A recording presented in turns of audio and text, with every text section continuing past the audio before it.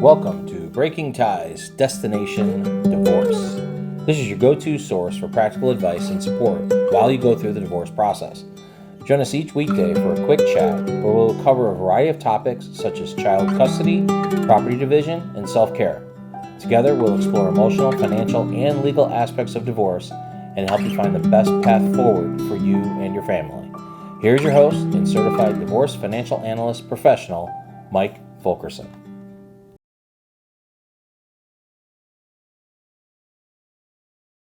Hello and welcome to Breaking Ties, Destination Divorce, where we look at the intricacies of separation and divorce. I'm your host, Mike Fulkerson. I'm a financial advisor and a certified divorce financial analyst professional.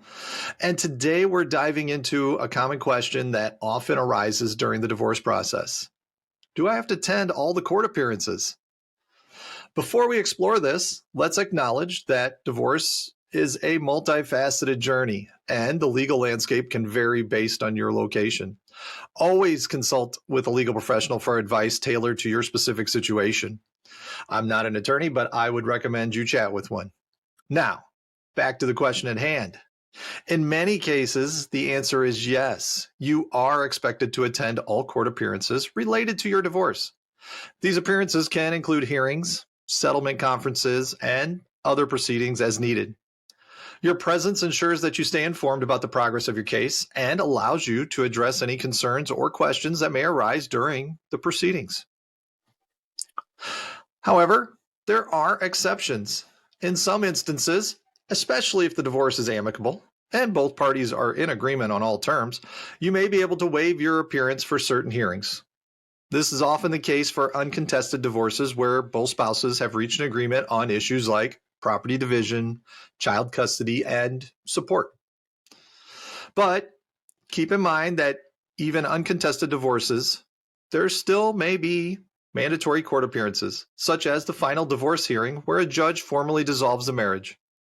Missing such a crucial appearance could lead to a delay or complications in finalizing your divorce. It's important to communicate effectively with your attorney throughout the process.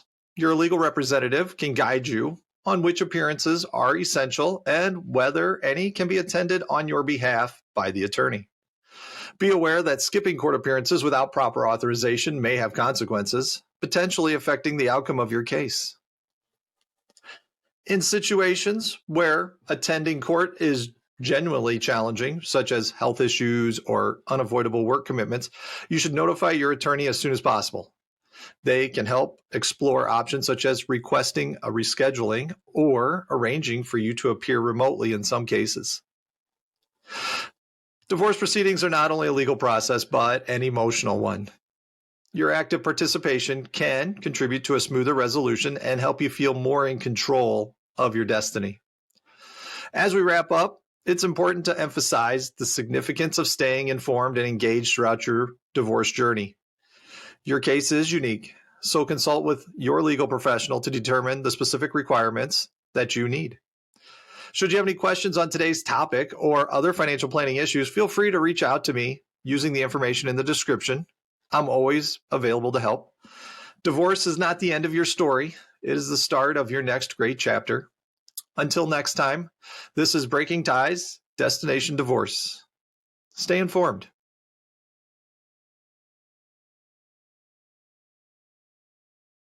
Welcome to Breaking Ties, Destination Divorce, the podcast where we navigate the tricky terrain of divorce, offering insights, advice, and support for those going through this challenging journey. I'm your host, Mike Fulkerson, a financial advisor and certified divorce financial analyst professional. Today, I'd like to talk about a common issue. What happens when one spouse is being difficult during the divorce process? Divorce is never easy.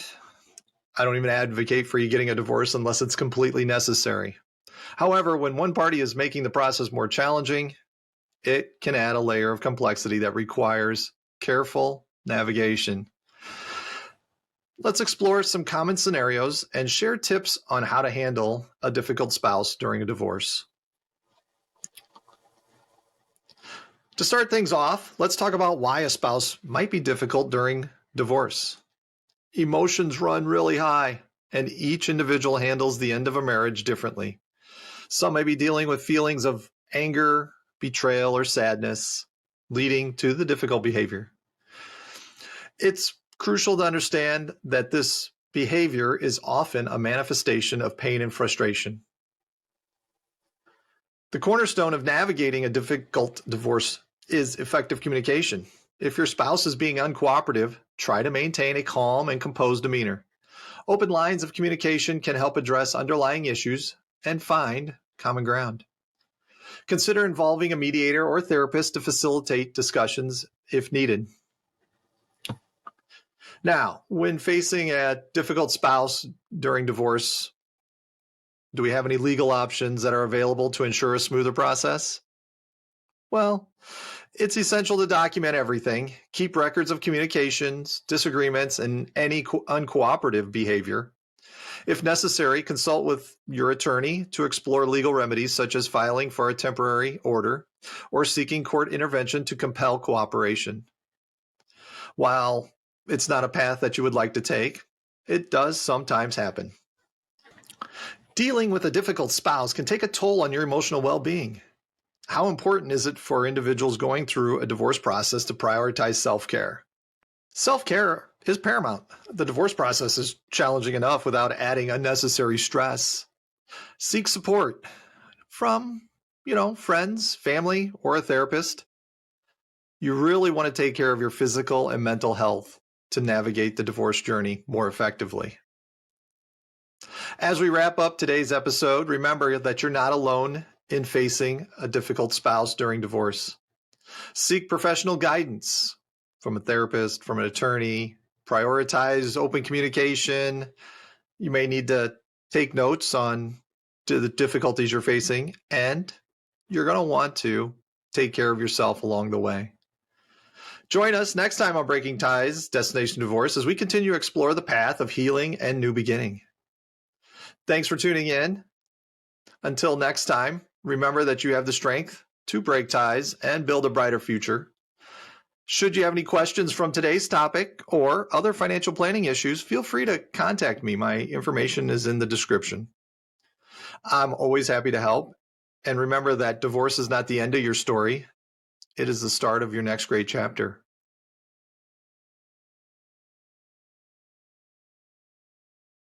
Hello, and welcome to Breaking Ties, Destination Divorce, the podcast that walks you through the intricate journey of separation and divorce. I'm your host, Mike Fulkerson, financial advisor and Certified Divorce Financial Analyst professional. And today we're going to talk about a topic that might not be on everybody's radar, but it is super important in the divorce process when it comes up: QDROs. So, what exactly is a QDRO? Well, QDRO is an acronym that stands for Qualified Domestic Relations Order, and it's a document that plays a very significant role in dividing retirement benefits during a divorce. Think of it as the roadmap that ensures a fair and legal split of these assets between spouses. Now, why is it necessary? Well, picture this. You and your spouse have been contributing to retirement accounts throughout your marriage. When it comes time to part ways, those accumulated funds are considered marital property, subject to division. Enter the QDRO, which specifies how these retirement benefits should be distributed. Without a QDRO, the division of retirement assets becomes more complex and potentially costly in the process. It's not as simple as stating in the divorce decree that each party gets a certain percentage of the retirement accounts. The QDRO is the mechanism that ensures the proper execution of this division, avoiding tax penalties and/or early withdrawal fees. Now, I know the legalities can be overwhelming, but it's crucial to understand that not all retirement plans are the same. Different plans have different rules, and that's where the expertise of a family law attorney or financial professional specializing in divorce becomes invaluable.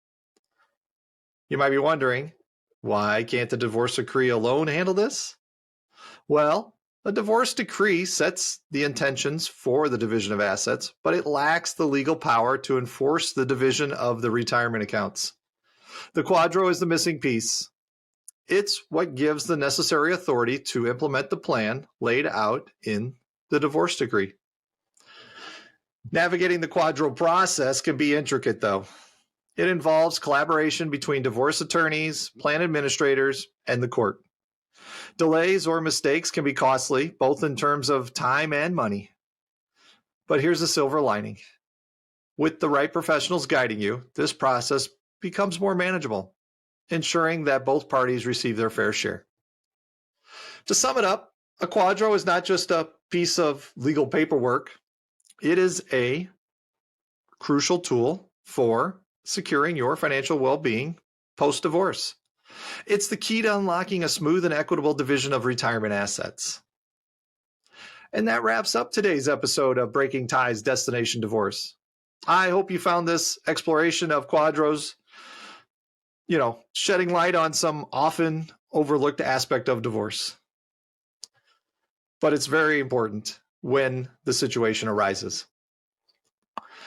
As you navigate these challenging waters, remember to stay informed, seek professional advice, and take each step with care. Thanks for joining me. And should you have any questions on today's topic or other financial planning issues, feel free to contact me. My information is in the description of the podcast, and I will assist any way I can. Divorce is not the end of your story. It is the start of your next great chapter. Until next time, take care of yourselves.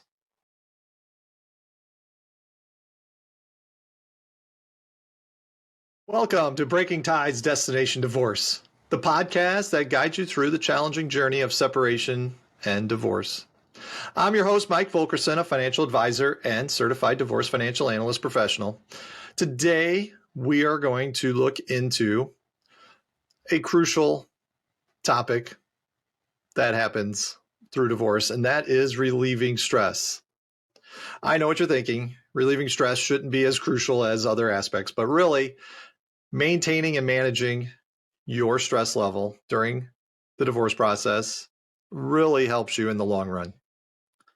I mean, divorce is an emotional roller coaster. Stress is an inevitable companion. However, we want to find healthy ways to cope. So let's explore 4 effective strategies to help you navigate the storm with a little bit more ease. First up, let's talk about the power of breath.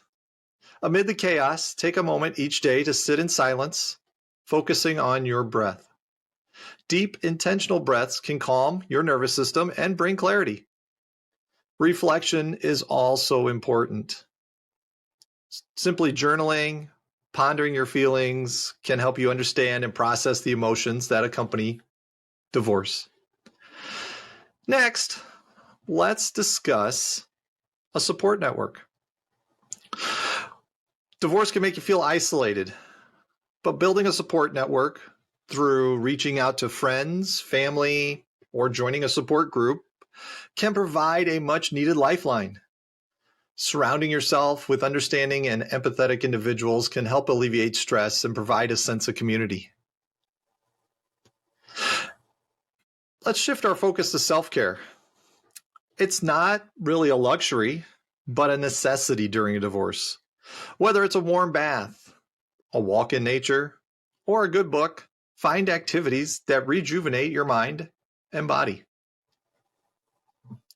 Taking care of yourself is not selfish. Not at all.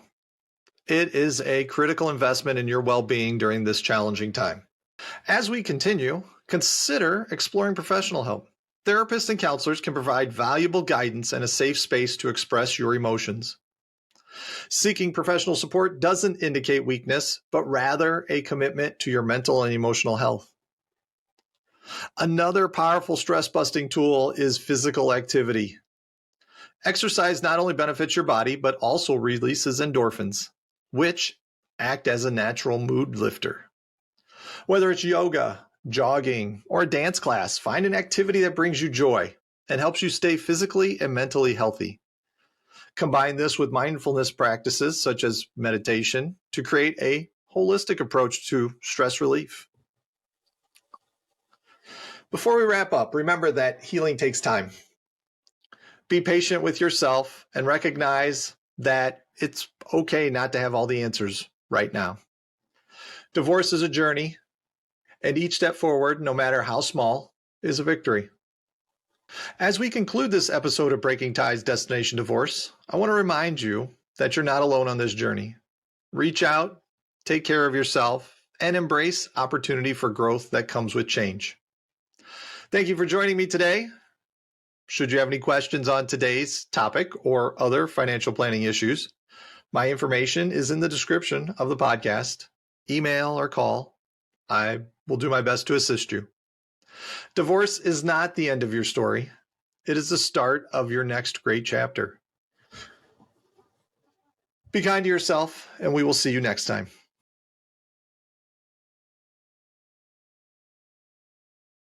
Welcome to another episode of Breaking Ties Destination Divorce. I'm your host, Mike Fulkerson, a financial advisor and certified divorce financial analyst professional. And what I'd like to do today is look into a topic that's crucial for many individuals navigating the complex waters of divorce: rehabilitative maintenance.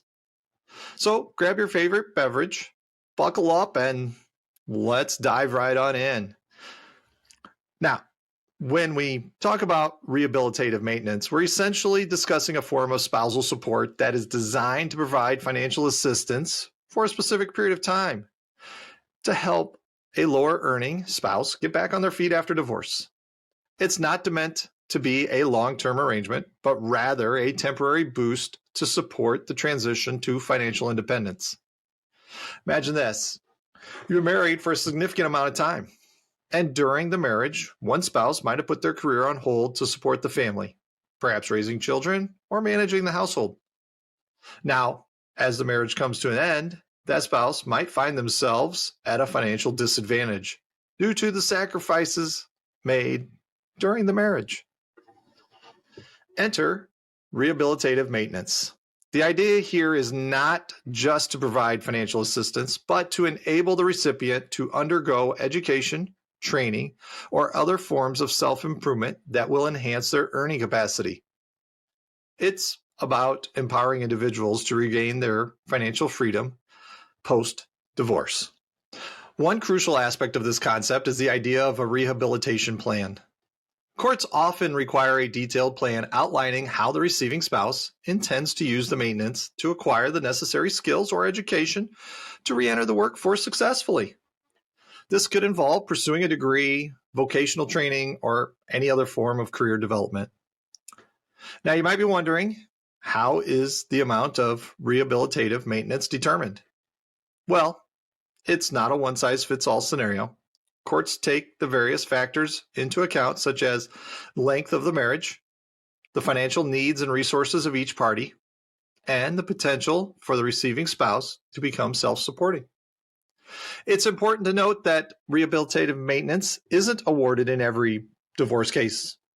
Courts evaluate the circumstances and consider whether this form of support is necessary and justifiable. The goal is to strike a fair balance that enables both parties to move forward with their lives independently. Now, let's talk a little about the duration of rehabilitative maintenance. Unlike spousal support, which might be more permanent, rehabilitative maintenance has a finite timeline. It's intended to provide support for the time necessary for the receiving spouse to achieve the goals outlined in their rehabilitation plan. As with any legal matter, communication is key. If you find yourself in a situation where rehabilitative maintenance might be a consideration, it is critical to seek legal counsel to understand your rights and responsibilities. You're going to want an attorney. Each case is unique, and having a clear understanding of the legal landscape can make this journey through the divorce a bit more manageable. That brings us to the end of today's episode on rehabilitative maintenance. I hope you found the information enlightening and helpful in your journey through the complexities of divorce. As always, remember that knowledge is power, and more you understand about the legal aspects of divorce, the better equipped you'll be to make informed decisions. Thank you for joining me today on Breaking Ties Destination Divorce. Should you have any questions on the topic or other financial planning issues, feel free to reach out to me. My contact information is in the description. And remember that divorce is not the end of your story. It is the start of your next great chapter. Until next time, take care. We want to thank you for listening to this episode of Breaking Ties, Destination Divorce with Mike Fulkerson. For questions, please reach out to Mike via email in the description or give him a shout at 630-444-1410. Remember to subscribe, like, and follow.